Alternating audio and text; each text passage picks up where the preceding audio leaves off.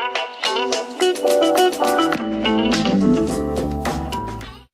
everybody, this is Tracy here to recap. Welcome to Sweetie Pies, Season 4, Episode 5, which was entitled Show Up or Show Out.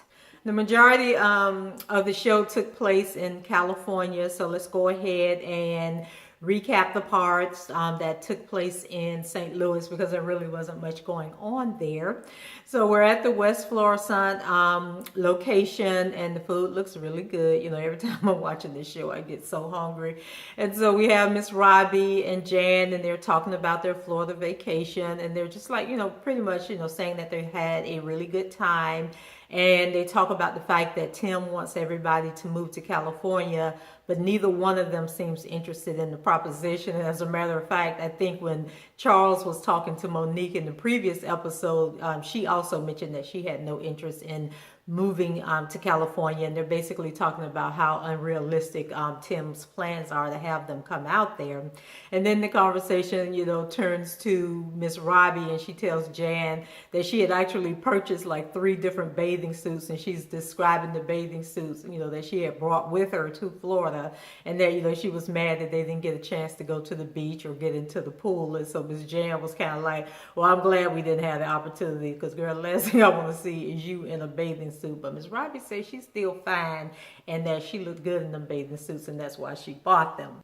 So later in the show, Miss Robbie, she goes back to the West Florissant location, and I find out that Chastity, which is one of Jan's daughters that we met when they were on the Florida vacation, that she actually works at the West Florissant location as a cashier. And so Miss Robbie's going through the line, and she's fixing her a plate to eat, and then she goes and she sits down.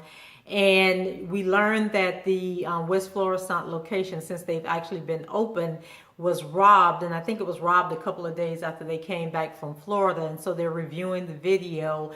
And so Miss Robbie is basically saying that she thought it may have been an inside job, because when the guy came in, I guess they keep the money in one of the registers. I didn't understand that whole concept there, but he knew to go to the register that had the money, and he got the money out, and ran out. So she's thinking that maybe the person had been coming to the restaurant and knew that that was where they stored the money, or maybe somebody who worked in the restaurant told them which register would have the money in it. So she, goes to the food, and she's telling Jan, that the food is really good, everything tastes good. But then when she gets to the cornbread, she's like, the only thing I'm concerned about is that the cornbread is the same color on the top and the bottom. And so she flips the cornbread over. And yes, it was the same color, but for me, I can't eat cornbread. Like, if the cornbread is burnt, I don't care how good it looks on the top. If I take it out the pan and the bottom of the cornbread is too dark, or it's actually black and burnt, I can't eat the cornbread, but Miss Robbie's looking for consistency. So she decides to bring in the cook, and I think her name was Tiffany, to give her a cooking lesson on how to make the perfect cornbread for Sweetie Pie's brand. And she's talking about how all the restaurants are her mother's restaurants. And I really love how committed and dedicated that Miss Robbie is, and how hands-on she is in all of her restaurants, except for those that Tim is opening up that she knows nothing about, but she basically, her camaraderie with the employees, she doesn't make them feel intimidated, and, she's laughing and talking with them. And she actually told Tiffany that, hey, when I met you, I told you to come work at my restaurant, not come over here. So I don't know what happened there, but she taught her how to make the cornbread. So hopefully Tiffany will get it right the next time. But I just like the love and care that she puts into each one of her restaurants. So that was pretty much all that took place in St. Louis. So let's head over to California, where there's always something cooking in the Sweetie Pies franchises. So Tim is at one of the restaurants, and he's acting like he knows what he's doing, and he has like the blueprints laid out, and he has a tape measure and all this stuff, like he's about to build something. And so Charles comes in, and he pretty much has the same impression that I had, like, really, Tim, what are you doing? Like, who are you fronting for, because we know that you don't know what you're doing. And so Tim basically lets him know that the permitting office came back and told him he had to build a cage or something they have like these huge archways that lead out to this big patio and it's going to be Sweet Times. I think I said before I didn't know what that Hollywood location was called, but that's going to be Sweet Times, and it's going to be like an upscale franchise for the Sweetie Pies franchise, Tim out there creating new names and everything. So anyway, him and Charles are talking, and he's pretty much talking about how much money he's put into getting these last two restaurants open, and that he's paying $40,000 a month in rent, and they aren't even open. And I noticed this conversation takes place a lot, and I've actually known people trying to open restaurants, and I just can't wrap my brain around the concept of dumping like tens, if not even $100,000 into a building that you're leasing that you don't even own. And to me, it doesn't make sense, but maybe that's how the restaurant business work. I know I see new construction going on all the time, and it says build to suit, which I'm thinking means that if you sign the lease, then the owner of the building is going to build it out however you want it. But for some reason on some of these reality shows, they are just dumping mad cash into these buildings that if their business goes belly up, they're losing that money. They have no way of recouping that money because it's in somebody else's property. And I'm thinking that unless it's something that you can pick up and move out that business, if it's something you built in, that then becomes their property and you have no recourse of getting your money back on that. But I guess that's a part of being in business and why so many people don't go that route. So after Tim gives Charles, this little speech about what's going on and the money that he's losing, Charles is like, well, basically the only reason I came over here was because I need you to pay my cell phone bill. And I'm like, Charles, you said you're 27 years old, you have a job. Why can't you pay your own cell phone bill? But Tim just looks at him and Charles walks out. And so, back at TJ's, we have Chloe, and, she's there. It's her day off, and she's waiting on Tim to come in, and her and Danielle are chatting, so it's good to finally see those two getting along, because if you remember from last season, they didn't like each other at all. And so, Danielle says that now that they've come together, she feels like Chloe is a big sister to her and that they should start hanging out sometime. And so the conversation kind of fades out where they were talking about getting some daiquiris or sangria or something, but somehow Chloe said she wanted some strawberries, and Danielle is like, strawberries, or do you mean strawberries? And Chloe is acting like she can't articulate the word strawberry, and so she keeps saying strawberries. And I'm thinking about when Nelly first came on the scene, and put St. Louis out there, in that dialect that he had going on, if you skirt and all this here. So, Danielle, leave Chloe alone. So Tim finally arrives at the restaurant, and, him and Chloe go out and they talk. And basically, Chloe wants to know when she's going to get a raise and when she's going to get a promotion. And, Tim is looking at her like she's crazy. And he basically tells her that she needs to show him that she's irreplaceable. And that, I think, is with any job that you have to make the your boss feel that if you were there, that you would truly be missed and that you are a great asset to the company and that they really need you there and they need to treat you right. But we all know that Chloe is not that employee yet. So then we move on to Bruce, and he's his usual self. I've never seen a man that just be ranting and raving the way that he does. And I've come to the conclusion that Bruce has a crush on Chef Clark, because he is always, nitpicking about everything that she does. He can never find anything right. He blames everything on her, and he's constantly arguing and bickering with her. So I think those two, maybe Tim needs to send them out on a date so they can release some of this frustration that they have for each other. And who knows, they could be a match made in heaven, and the two of them can go off and run a Sweetie Pies franchise together. So later on, we have Tim and Bruce, and they're waiting for the contractor to show up. His name is Human. So Human finally walks in, and he has this solemn look on his face, and he goes over and he rolls out the blueprints on the table. And so, he finally puts Tim out of his misery and let him know that they have passed inspection and that he can probably finish all the work that needs to be done so that in about 30 days, I think he said. And so Tim can go ahead and get both restaurants open, because you remember the one in Inglewood, they had already gotten the blueprints approved and started working on that one, and it was only going to take a few weeks.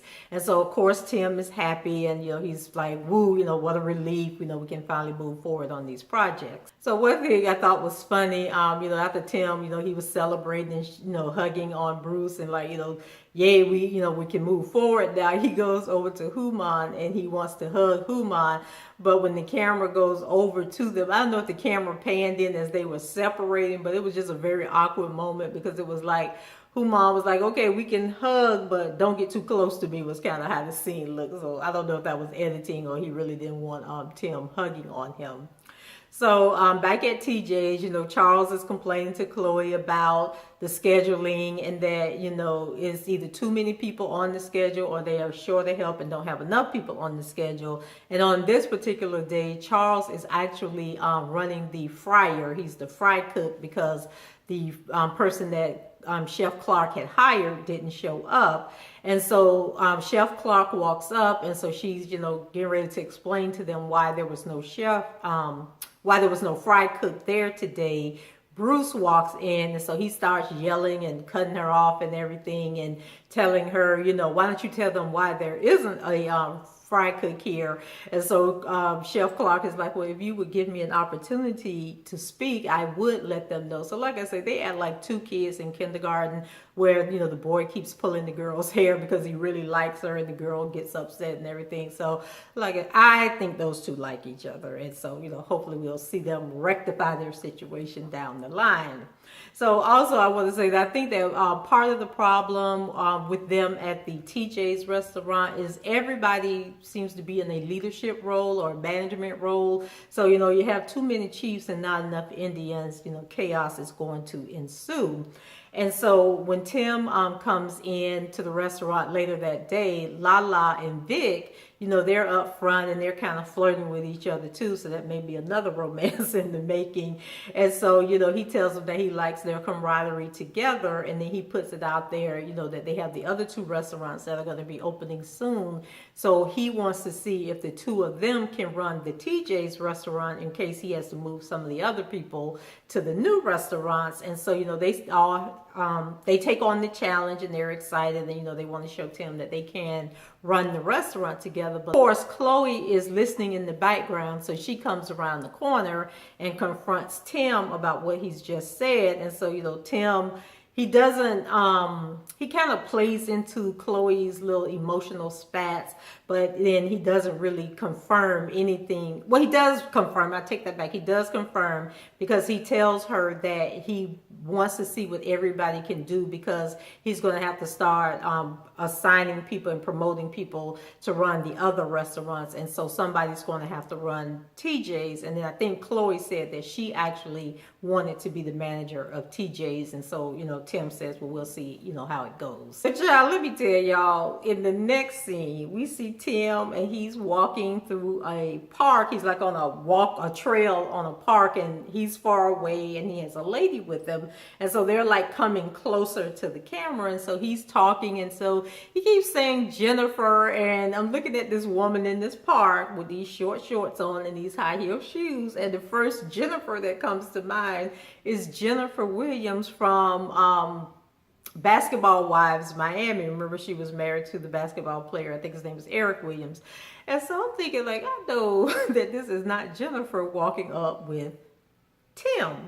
So the closer they get, the more I'm thinking, that is Jennifer walking with him. So sure enough, when they get into full, close up to the camera, it is Jennifer. And so I guess her and Tim are dating, and or maybe they're just dating for the show. And so, Jennifer's going on about she got on these jalepees, I think was the name of the shoe. So she's wearing these designer shoes on this date because she thinks they're going to a restaurant. But Tim got some fruit and cheese and bottled water for her. And so they're like standing on this like the walkway, and it has like a wooden fence, and so he has the little spread laid out, and so you can tell that Jennifer's really out of her element, and she doesn't appreciate this cheap date, but she's gonna go along with it. And so they joke around about the shoes and everything, and then Tim lets her know that he wants her to go home with him to St. Louis so that he can introduce her to his mom and his family. So I think that takes place on the next episode. But I was just like, really? Like, Jennifer, like, Tim is your type? And then I thought about it a little more, and then I remember she was married to Eric, so I guess it's really, all about the money for Jennifer, because that's the only reason I can see why she would even be attracted to Tim. But anyway, moving right along. So back at the restaurant, Vic, who is the fry cook, he's the one that Tim wanted him and Lala to run the restaurant. And so he has this bell, and I think the bell may be supposed to be on the counter up front, and the customer can ring the bell if there's nobody up there, or whatever reason this bell was there. He keeps ringing the bell, and so he's getting Chloe all angry and upset, and she's running all through the kitchen trying to find out who has the bell, and she's yelling and carrying on about she's going to send people home, she's going to fire people, write them up, and all this stuff. And I'm thinking, all this yelling and confusion going on in this little tiny space, and then you got the customers right on the other side of the wall. Like, what do the customers be thinking when they're carrying on like this? Or do they go out and tell the customers, like, okay, well, we're filming for the show, so, it's going to be some craziness going on? Because I'm thinking, if I was sitting in a restaurant eating and I heard all that yelling and cussing and fussing and going on, I would get up and leave and probably never come back. So while they're inside, going on about this bell, Lala is actually outside, and she's sweeping up, and as she's sweeping up, she's talking to some of the customers, that are outside eating. And this one lady tells her that, no, Lala said something about she was cleaning up and getting ready for the big crowd that usually comes around that time of day. And then the lady said, yeah, because we have a bus of 30 people on their way, and they should be here any minute now. And so Lala thinks she's playing, but then next thing we know, here comes a chartered bus, and it's actually like 30 people getting off this bus. So Lala runs inside and lets them know that they got a big crowd that just came in. But Lala seemed to have handled everything very well, and the food seemed to have gotten to the people, in a timely manner. So I think Lala got some skills, and she may be able to run TJ a whole lot calmer than Chloe would actually run the restaurant.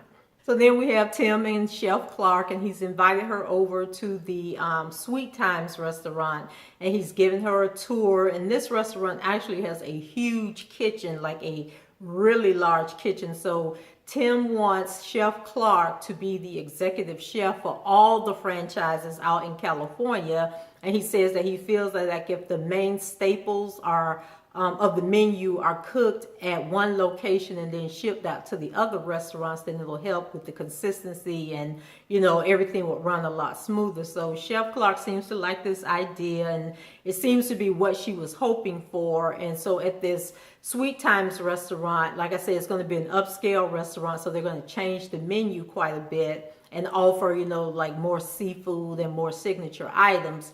And so, Chef Clark, she's up for the challenge. And then Tim lets her know that not only will she run that restaurant, but she'll also be responsible for all the other restaurants, and as far as the food is concerned, and, being over that part of it. And so she's really happy. And then, of course, this is going to be a snub to Charles and Chloe, who wanted to take on those roles as well. So then we're back over to TJ's, and Tim has called a meeting for Chloe, who was off that day. So, she's ranting and raving about having to come in on her day off. And then we have Bruce, and we have Charles and Chef Clark. And so Tim is making the announcement, that he's made Chef Clark the executive chef. And so, of course, Charles, before he said that Chef Clark was going to be the executive chef, he was explaining what the position entails. So Charles raised his hand and said, that's right up my alley. That's what I want to do. And then Tim lets him know, well, I realize that's what you want to do, but that's not what you're going to be doing, because, he had given the job to Chef Clark. And then, Chloe, of course, she blows up and she's angry and acting out. And I'm sitting there saying, girl, this is why you can't get promoted. This is why you are where you are, because of your nasty attitude and just always yelling and cussing and going off the handle about stuff. And so then Tim said that, you know, he was going to have to move somebody over to work with Chef Clark. And so then everybody else is like, no, we'll let Chloe take care of that. And so Chloe said she doesn't want to go over there and work with Chef Clark. And I'm thinking, girl, you got some nerve. You know, you should be happy that you still have a job. But, you know, that's the confusion that goes on, you know, with the Sweetie Pies, especially where Tim is concerned, because we don't see this chaos going on back in St. Louis with Miss Robbie and the other restaurant. So the show ended with Tim basically picking up his backpack, because, you know, he always has that backpack with him, which I don't know what's in there, but he always has it on his back. So, you know, he picks it up and he walks off, and the show ended that way. So that was pretty much it for Sweetie Pies. And I think most of us are waiting for them to get to the part where Miss Robbie finally makes it out to California. And I think it's been reported that she actually filed a lawsuit against Tim for opening up these franchises without her permission. So I think we're all kind of waiting to get to that part of the season. So that's pretty much it for this episode. And so I guess my question would be, what do you think about Chloe? Like, if Chloe worked anywhere else, would she still have a job? Do you know anybody else other than being on this show for entertainment purposes where somebody with Chloe's mentality and her behavior would still have a job? So let's get the conversation started. Leave your comments below, and don't forget to rate the video and subscribe to the channel. And by the way, I want to thank everybody for helping me exceed 100 subscribers, and I now have my own personalized URL for YouTube, which is youtube.com, a view from Tracy's Point. So thank you guys, and until next time, take care, Merry Christmas, and Happy New Year. Bye-bye.